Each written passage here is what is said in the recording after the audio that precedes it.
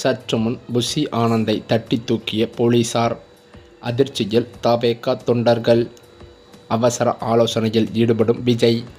தமிழக வெற்றிக் கழகத்தின் தலைவர் விஜய் ஈரோடு மக்கள் சந்திப்பை தொடர்ந்து அடுத்த கட்டமாக சேலம், மதுரை, திருச்சி ஆகிய முக்கிய நகரங்களில் பிரம்மாண்ட பொதுக்கூட்டங்களை நடத்த திட்டமிட்டிருக்கிறார். அரசியல் களம் சூடுபிடித்துள்ள நிலையில் ஒவ்வொரு மண்டலத்திலும் தனது பலத்தை நிரூபிக்க விஜய் இந்த நகரங்களை தேர்ந்தெடுத்துள்ளாராம். குறிப்பாக திருச்சியில் நடைபெறும் கூட்டம் கட்சியின் திருப்புமுனையாக அமையும் என்றும் எதிர்பார்க்கப்படுகிறது. சேலம் மற்றும் மதுரையில் உள்ள கோட்டைகளை அசைத்து பார்க்க திட்டமிடும் தவேகா அங்குள்ள இளைஞர்களையும் நடுநிலை வாக்காளர்களையும் ஈர்ப்பதற்கான பிரத்யேக யுத்திகளை வகுத்து வருகிறது. இந்த கூட்டங்களுக்கான இடங்கள் மற்றும் அனுமதி குறித்த பூர்வாங்க பணிகளை மாநில நிர்வாகிகள் இப்போதே தொடங்கிவிட்டார்களாம். கட்சியின் இந்த அதிரடி திட்டங்களுக்கு பின்னால் அனுபவம் வாய்ந்த செங்கோட்டையனின் பங்கு மிக முக்கியமானது என கருதப்படுகிறது. அதிமுகவில் பல தேர்தல்களை கண்டு தேர்ந்தவரான செங்கோட்டையன் இப்போது விஜயின் அரசியல் ஆலோசகராகவும் ஒருங்கிணைப்பாளராகவும் செயல்பட்டு வருகிறார். சேலம், மதுரை மற்றும் திருச்சி கூட்டங்களுக்கான மேடை அமைப்பு, தொண்டர்கள் ஒருங்கிணைப்பு மற்றும் பாதுகாப்பு உள்ளிட்ட அனைத்து பொறுப்புகளையும் செங்கோட்டையன் தலைமையிலான குழுவே கவனித்துக் கொள்ளப்படுகிறது. ஒரு பெரிய மாநாட்டை அல்லது கூட்டத்தை எவ்வித குளறுபடியும் இன்றி எப்படி நடத்துவது என்பதில் செங்கோட்டையன் ஒரு வல்லுநர் என்பதை அவர் ஈரோட்டில் நிரூபித்து விட்டதால் விஜய் அவர் மீது முழு நம்பிக்கை வைத்திருக்கிறாராம்.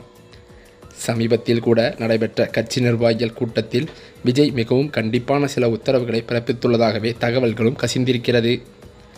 குறிப்பாக கரூரில் ஏற்பட்ட கூட்ட நெரிசல் மற்றும் அசம்பாவிதங்கள் இனி எந்த இடத்திலும் நடக்கக்கூடாது என்பதில் அவர் உறுதியாகவே இருக்கிறாராம். மக்கள் பாதுகாப்பு தான் நமக்கு முதல் முக்கியத்துவம். அதில் சமரசம் செய்யும் நிர்வாகிகள் யாராக இருந்தாலும் பாரபட்சமின்றி நீக்கப்படுவார்கள் என்று அவர் நேரடியாகவே எச்சரித்திருக்கிறாராம். மேலும் மேடையில் பேசுவது முதல் அடிமட்ட தொண்டர்களிடம் பழகுவது வரை ஒரு கண்ணியத்தை கடைபிடிக்க வேண்டும் என்றும் தேவையற்ற சர்ச்சைகளில் சிக்கிவிடக்கூடாது என்றும் நிர்வாகிகளுக்கு விஜய் அறிவுறுத்தியிருக்கிறாராம். அதே சமயம் விஜய் விரைவில் ஜனநாயகன் படத்தின் இசை வெளியீட்டு விழாவிற்காக மலேசியா செல்ல உள்ள நிலையில் அவர் அங்கிருந்து திரும்பியவுடன் கட்சியின் வேகம் இருமடங்காக இருக்கும் என தெரிகிறது. மலேசியா பயணம் முடிந்து வந்ததும் வாரத்திற்கு ஒரு முக்கிய பொதுக்கூட்டம் அல்லது மக்கள் சந்திப்பு என்ற ரீதியில் அவர் பயணத்திட்டத்தை மாற்றியமைத்திருக்கிறார். இது மற்ற அரசியல் கட்சிகளுக்கு பெரும் சவாலாகவே அமையும் என்றும் எதிர்பார்க்கப்படுகிறது. 2026 தேர்தலுக்கு இன்னும் சில காலமே உள்ள நிலையில் தொடர்ச்சியாக மக்கள் மத்தியில் இருப்பதன் மூலம் ஒரு வலுவான மாற்று சக்தியாக தன்னை நிலைநிறுத்த விஜய் திட்டமிட்டுள்ளதாகவே சொல்லப்படுகிறது. தமிழக வெற்றிக் கழகத்தின் இந்த பக்கா பிளான் திராவிட கட்சிகளான திமுக மற்றும் அதிமுகவை ஒருவித பதற்றத்தில் ஆழ்த்தியுள்ளது. குறிப்பாக விஜயின் தீய சக்தி விமர்சனம் மற்றும் அவர் ஆளுங்கட்சியை தாக்கும் வேகம் திராவிட மாடல் அரசியலுக்கு பெரும் நெருக்கடியை கொடுத்திருக்கிறது.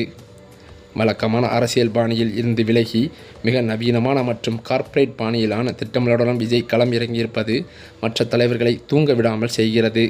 மேலும் அது மட்டுமில்லாமல் விஜயின் இந்த அதிரடி அரசியல் ஆட்டம் வரும் நாட்களில் இன்னும் தீவிரமடையும் என்பதில் எந்தவித ஐயமும் இல்லை.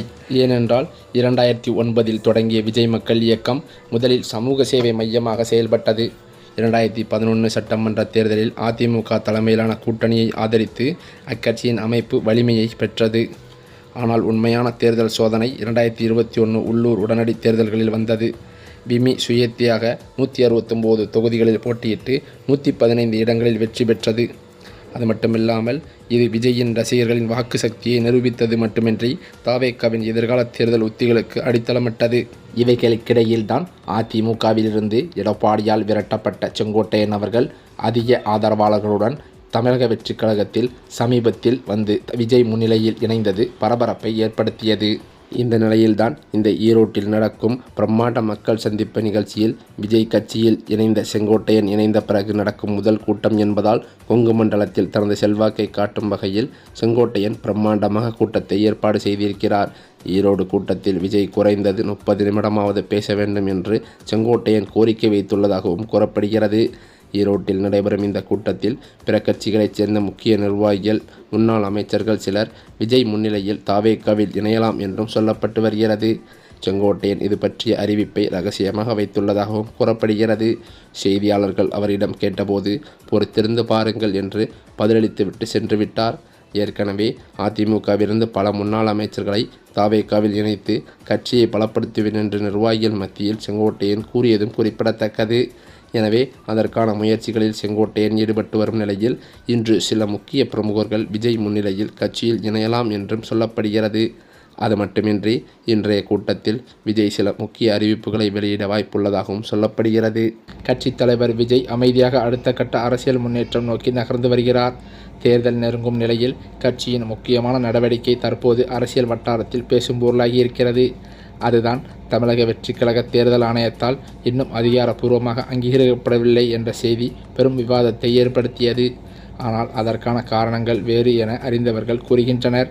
இதே நேரத்தில் தேர்தல் நெருங்கி வருவதால் விஜய் தேர்தல் ஆணையத்தை நேரடியாக நாடியிருக்கிறார் என்றும் தமிழக வெற்றிக் கழக வட்டாரத்தில் தகவல்கள் வெளியாகியுள்ளது. திமுக, அதிமுக போன்ற அங்கீகரிக்கப்பட்ட கட்சிகளுக்கு முறையே உதயசூரியன் மற்றும் இரட்டை இலை போன்ற நிரந்தர சின்னங்கள் வழங்கப்பட்டுள்ளன. இந்த சூழலிலோ தமிழக வெற்றிக் கழகம் தனது சின்னங்களுக்கான பரிந்துரை பட்டியலை தேர்தல் ஆணையத்திடம் சமர்ப்பித்துள்ளதாக தகவல்கள் வெளியாகி வருகிறது. விஜய் விரும்பி சமர்ப்பித்த சின்னங்களின் பட்டியலில் விசில், கால்பந்து, பேட்டு, வெச்சிக்கோப்பை, சிலிண்டர், லேப்டாப், பேனா போன்ற உள்ளிட்டவை இடம்பெற்றுள்ளது.